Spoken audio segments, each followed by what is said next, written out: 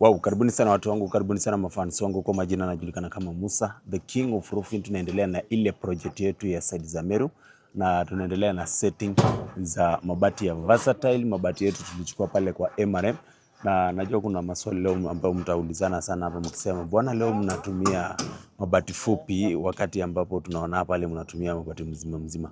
Hii project leo imebidi tutumie mabati fupi juu kitu kwanza tuko renovation na hatuko tunataka tupeane order alafu ikae around 2 weeks. Tulikuwa tunataka tukibomoa mbao immediately tunaekelea mabati ndio jua isiharibu tiles na tena mbao isinyeshewe sana, na tena pale wakati ambao tuna setting roofing huo ukitaka zile mabati mrefu lazima set mbao ndio upeane order kulingana na urefu ya roofing. Kwa hivyo leo imebidi tutumie mabati ya 2.7 na 2 meter juu tunataka tunaenda tukifalisha mabati juu hii nyumba tayari walishaingia ndani. Kwa hivyo ndio maana tunafanya setting za mabati tukisonga, tunafanya setting za vishable tukisonga, na bado pia tunafanya setting za mabati tukisonga. Na wakati ambao tunafanya setting ya mabati, sana sana mabati ambao unaunganisha mbili, kitu kwanza lazima uhakikishe uko na kamba, na kama umeweka mabati pande ile nyingine lazima uangalie side ile ndio at least mabati isisonge mbele sana,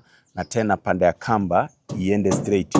Usipotumia kamba unakuta sasa zile, kama hujatumia kamba unakuta mabati inapotea, na ikipotea utakuta pande ile ni kubwa sana na pande unakuta ni kidogo sana, na ifaa hivyo. Inafaa wakati ambapo unaangalia nyumba ukiwa mbali unaona hii mabati yote imepelekana vizuri. Juu usipoipeleka vizuri unakuta saa zingine unakuta pande ya fishable ni kidogo, pande ile nyingine ni kubwa sana juu mabati ilipotea. Ndio maana tunatumia kamba na tunahakisha pande ya juu, pande ile nyingine juu hii roof yetu iko na weatherboard pande ya mbele. Iko na ile weatherboard. Weatherboard ni ile unaekanga fishboard, unaweka fishboard pamoja na grill. Ndio maana tunasema pale weatherboard ndio ionyeshe nyumba vizuri kulingana na design ambayo ilikuwa imechorwa. Kwa hivyo tunahakisha kamba yetu iko sawa na pia pale iko sawa. Kwa hivyo wacha sasa tuiset tuone venye itakuwa. Haya, kwako iko sawa?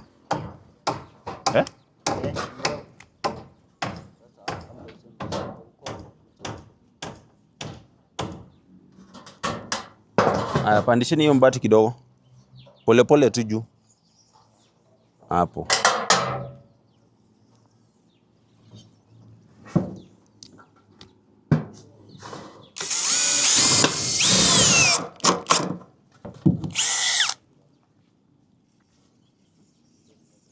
Kwako bado iko sawa?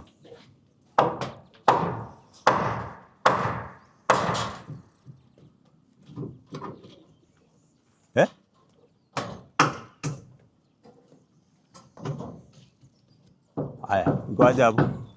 Iko sawa?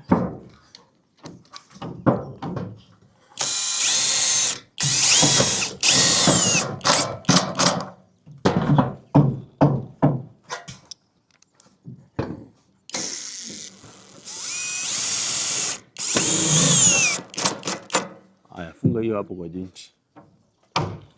Moro shika mabati.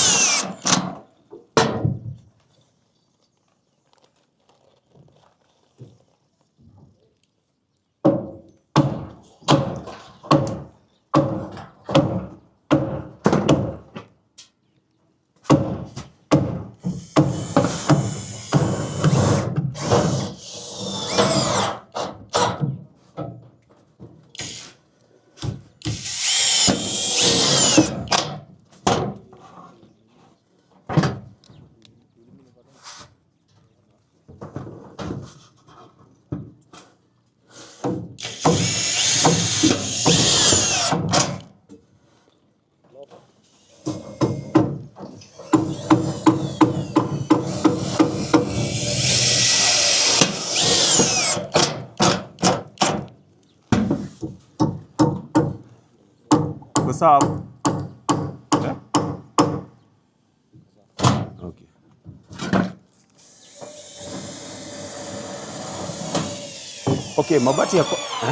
Okay. Mabati ya kwanza ndi inabebanga hizi mabati zingine, ama ndi inafanya hizo mabati zote ziingie laini.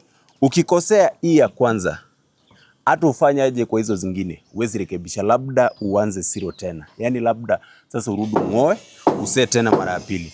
Na uking'oa alafu uset tena mara ya pili, ujue tayari ni mabati naendelea kuharibu. Kwa hivyo lazima ukuwe makini wakati ambapo una set mabati ya kwanza. Ndio sasa ukisha set hii ya kwanza, hizi zote zitakuwa zinafuata setting ya hii mabati. Na ndio maana ukiangalia kabla tujaanza mabati seti, lazima tutumie kamba, atuhakikishe mabati yetu iko straight, imepelekana na ile ingine. Ndio hizi zingine nikiweka haitakuwa inanisumbua, ni kuwekelea tu na inafuata kamba yetu vizuri. Hata sasa nikitoa hii kamba, tayari mabati nisha set na nimeshafunga screws, kwa hivyo haiwezi potea. Juu hizi lock ndio hizi mabati zetu zina lock na hizo lock zote. Kwa hivyo ukiseti ya kwanza, tumesema ukiseti ya kwanza zote zinaenda kama zimeingia.